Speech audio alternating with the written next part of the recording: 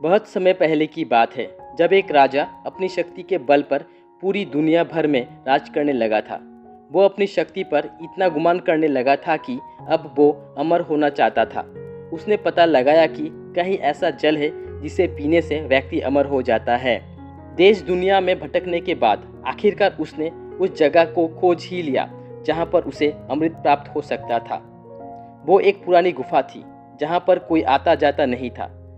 देखने में वो बहुत डरावनी लग रही थी, लेकिन उस राजा ने एक जोर से सांस ली और गुफा में प्रवेश कर गया। वहाँ पर उसने देखा कि गुफा के अंदर एक अमृत का झरना बह रहा है। उसने जल पीने के लिए हाथ ही बढ़ाया था कि एक कौवे की आवाज़ आई। कौवा गुफा के अंदर ही बैठा था। कौवा जोर से बोला, ठहर, रुक जा, ये भूल मत करना।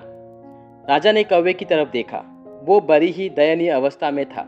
पंख झड़ गए थे, पंजे गिर गए थे, वो अंधा हो गया था, बस कंकाल मात्र ही शेष रह गया था। राजा ने कहा, तू कौन है मुझे रोकने वाला? मैं पूरी दुनिया को जीत सकता हूँ, तो ये अमृत पीने से मुझे तू कैसे रोकता है? तब कौवे ने आंखों से आंसू टपकते हुए बोला, मैं भी अमृत की तलाश में इस गुफा में आया था और मैंने जल्दबाजी में अमृत पी लिया।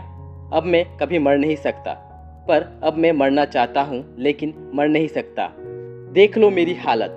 कौवे की बात सुनकर राजा देर तक सोचता रहा। सोचने के बाद फिर बिना अमृत पिए ही चुपचाप गुफा से बाहर वापस लौट आया। राजा समझ चुका था कि जीवन का आनंद उस समय तक ही रहता है जब तक हम उस आनंद को भोगने की स्थिति में होते हैं। सीख जो हमें इस कहानी से मिलती है, जीवन में हमें हमेशा खुश रहना चाहिए। हमें कभी भी खुश रहने के लिए बड़ी सफलता या समय का इंतज़ार नहीं करना चाहिए, क्योंकि समय के साथ हम बुरे होते जाते हैं और फिर अपने जीवन का असली आनंद नहीं उठा पाते हैं। दोस्तों, कैसी भी परिस्थिति क्यों ना हो, हमेशा खुश रहें। अगर आप अभी खुश नहीं हैं तो कमेंट में आई एम हैप्पी लिखें। देखना आपके चेहरे पर एक स्माइल आएगी और वो स्माइल आपकी खुशी की वजह बनेगी। आई होप आपको इस कहानी से कुछ ऐसा सीखने को मिला है जो आपको जीवन में सफल बनाएगा। ऐसा ही और वीडियो देखने के लिए हमारे YouTube चैनल को सब्सक्राइब करें।